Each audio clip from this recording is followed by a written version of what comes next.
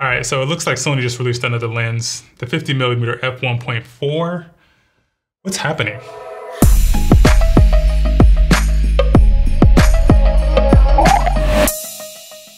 All right, guys, today's video is gonna be short and sweet. It's just my thoughts of the new release that Sony just announced, the 50mm f1.4. What are my thoughts on it as someone that already owns the f1.2 lens? What do I think about the f1.4 version? Now, I obviously don't have that lens in-house. I am not cool enough of a channel yet for Sony to, let me borrow that lens and test it out. So hopefully I can get there at some point. So I'm gonna need you guys to subscribe to the channel, like the video so I can get my likes up and subscriptions up so I can be one of those channels that gives you guys those early reviews on gear and things like that. But nonetheless, I think I watched enough of the reviews online to kind of get a sense of what type of lens this is and is it worth it or not, or if I regret buying this one, if I should have waited for that one, blah, blah, blah. It's so much, man. Let's talk about it. Okay, so right off the bat, do I regret buying the 1.2 version now that I know the 1.4 version is out? Yes and no.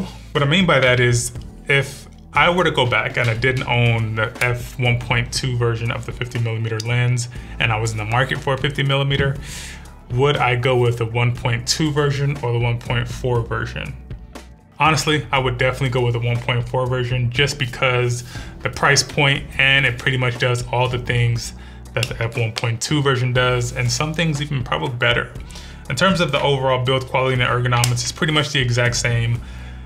The biggest thing that I've seen online is the f1.4 version is significantly lighter and smaller than the f1.2 version. That should kind of be obvious though, because f1.2 is going to be more glass in the 1.2 version than the 1.4, but the 1.4 version looks really good in terms of all the images that I was seeing. A lot of these creators, the samples and everything they were putting up, I couldn't tell the difference. I think I've watched over like 7 or 8 videos on this lens and they were comparing from the f1.2 to the 1.4 and I couldn't notice a difference watching it on my screen and I was watching it on 4K monitor, blah, blah, blah, stopping the video, looking really closely, and I couldn't tell the difference. So from that fact, if I couldn't tell the difference, 99% of the people out there wouldn't be able to tell the difference. The biggest difference that you're gonna get from that f1.2 to the 1.4 is that 0.2 aperture, right? Is that enough of a reason to jump up and pay $2,000 and go with the premium 1.2 version? Or should you save $700 and go with the 1.4 version?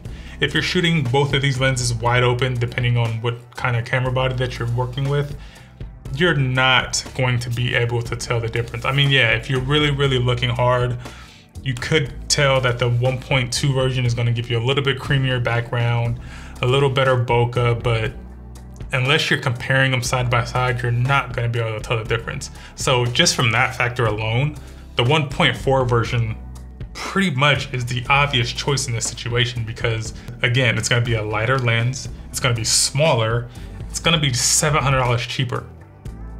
You could do a lot with $700 these days. So, I mean, I don't regret buying the 1.2 version because I absolutely love this lens and I've loved it and it's probably one of my favorite lenses that I currently own today. And I use it probably on every single shoot that I've ever done. In fact, 90% of the videos that I do on this channel is shot with the 50mm lens. I'm obviously not using it right now because I'm holding it, but if you look back on all my other videos, all of those videos are shot with the 50mm. I love the focal length. The 50mm focal length is probably one of my favorite focal lengths in the entire Sony Prime system, just because it's tight enough where you get some compression, and it's also wide enough to where you can, like I said, get a lot of that definition in your background and things like that. But the compression that it gives you is just really, really nice, especially how sharp and crisp these lenses are.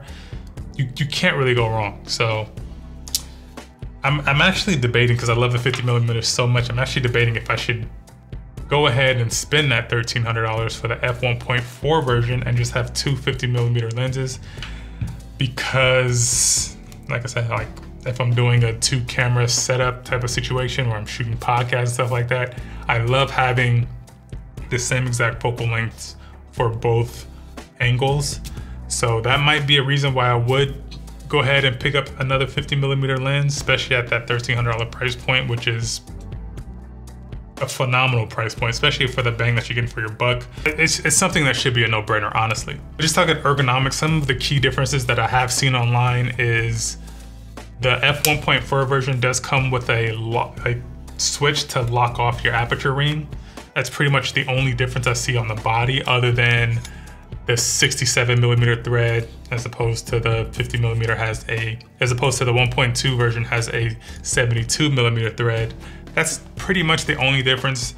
Everything that you love about your G Master lenses, it has that. It looks the exact same. It actually rivals the 24mm body more than the 50 1.2. But G Master, they're all pretty much the same exact kind of body with the design and everything like that. So you're pretty much getting the exact same thing. Weather sealing, all that good stuff that you come to love in your normal G Master lenses. You get that in the 1.4 version. It also peaks at a f16 on both 50mm 1.2 and the 1.4. So there's not a big difference with that. Really, the only difference is 1.2 versus 1.4. So you have to, if you're in the market for one, you have to kind of really sit there and think, is the 1.2 version worth this extra $700? That's basically what the question is. And depending on you and your situation, that's what's gonna make you go with the 1.2 version over the 1.4. Like I said, for me, if I was going back at it and doing it all over again, I would definitely 100% go with the 1.4 version, just because you get to save $700, man. That's a lot of money. So yeah, rant over. Let me know in the comments what you guys think. 1.2 version, 1.4 version, which one would you guys go for? Sony has so many 50mm on the market right now. It just makes it really, it makes it a head scratcher of why they have so many 50mm on the market. I mean, you got the Zeiss, you got the f1.8 version, you got these two G Master versions, you got, it's just so much. But nonetheless, man, that was the video. Let me know what you guys think in the comments. Like I said at the beginning, please like the video and subscribe, because we're trying to build this channel up so I can bring you guys some of these early access reviews on these different type of camera bodies and get noticed by Sony and all these other companies, so I can start sending your boys some gear so I can do some reviews and whatnot. But thank you guys for checking out this video. That was my rant. I probably missed some things that I probably wanted to say, but this was just super raw, just right after watching a bunch of videos and just getting my thoughts out there on camera so you guys can go out and make a decision whether you guys want to go with the f1.2 or the 1.4. My suggestion, go with the 1.4, and I will see you guys in the next video. Peace.